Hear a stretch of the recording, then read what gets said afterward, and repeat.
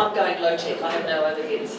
I just want to talk to you about two programs. One ties in with the ANUCV seed fund that Ben mentioned.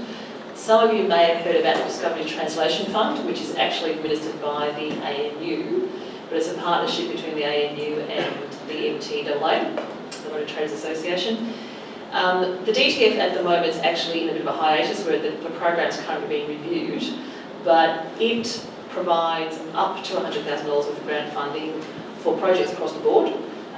It's a little bit different in that it doesn't expect matching funding, but it does expect in-kind type contributions. It probably sits just after the ICON funding.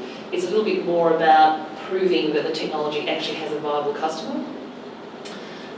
So it has two rounds. So it has an expression of interest round, which goes to a panel for assessment. The panel, again, is made up of a variety of people. It consists of someone from the ANU, I'm on the panel, and it consists of someone from the ACT government, and different people with different expertise depending on what the range of applications is. If the EOI is successful, it then progresses to a full application round, which is again assessed by the panel. And if the panel signs off on the application, then an agreement is put in place for the funding. Funding is very heavily milestoned, and quite often the way it works is that the panel will fund the first two milestones, and the second two milestones might be dependent on the outcome of the first two. So it's quite heavily milestoned. The way it works is that the DTF is actually almost a funnel for the ANU Connect Ventures seed fund. So if an applicant is successful in getting DTF funding, the ANU gets the first right of refusal for the first equity investment in that particular project. So at the moment we have an EOI round which is just closed, and we will put those applications through to the full application. Post that round we'll then see what the program will look like. So keep an eye on the DTF website if it's something you're interested in knowing more about. But at this stage they will not be taking EOIs for the next round. What's the DTF? It's Discovery Translation Fund. It's run by the ANU. Okay, so it's a little bit. It expects a little bit more development in your project to what the ICON program expects. So if you want to talk to me, I'm only on the panel, but I can tell you a bit more about the program if you're interested. What I actually want to talk to you about is Microcredit. So Microcredit is a program that we actually deliver at Lighthouse. So Microcredit obviously has a very lengthy history.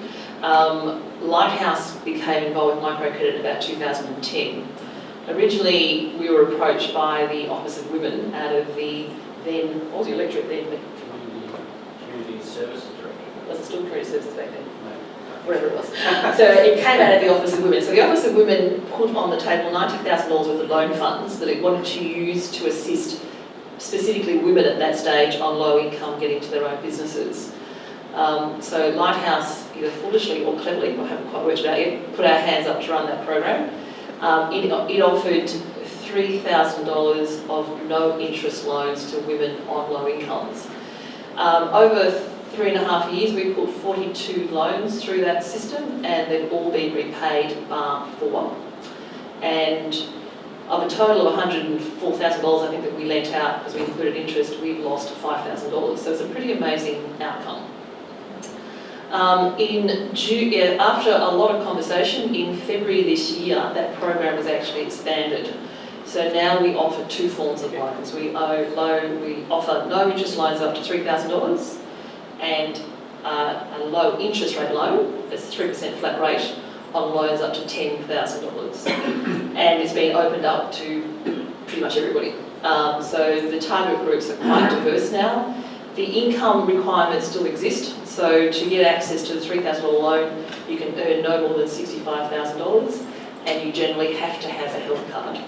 Although there is some flexibility in that. And you have to be based in the ACT, and you have to intend to start a business in the ACT. For the $10,000 loan, you can earn up to $75,000. The difference is you actually already have a business in place that you want to grow, or you have an idea that's quite well developed and you just need the funding to help you develop that. So we administer all that in-house, so if you're interested in having a chat to us, please come and have a talk to us. The difference with the current money is the current money actually comes from a bank. So it's being underwritten by Westpac, but we have also rolled all our existing microcredit funds into the same pool. So we now have a pool that's worth about $220,000 that we can lend out. Out of all those people who have repaid the loans, are they all in business still, or?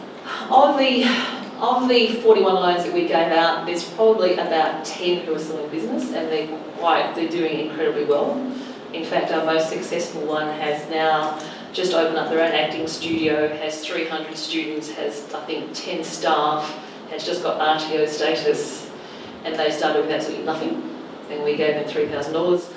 And there's a couple of others who have now gone on to employ at least 2 other people. The ones who didn't start their own businesses have still paid us back, and a lot of them have actually gone back into active employment, which to us is just as successful. I want to ask Gwen a question. Okay, let's just finish up on the microcredit, then we'll open up to broader panel discussion. Anybody got any other questions about microcredit? Okay, let's open up to broader panel discussion. Okay, sorry. As you're aware, there is quite a big resurgence in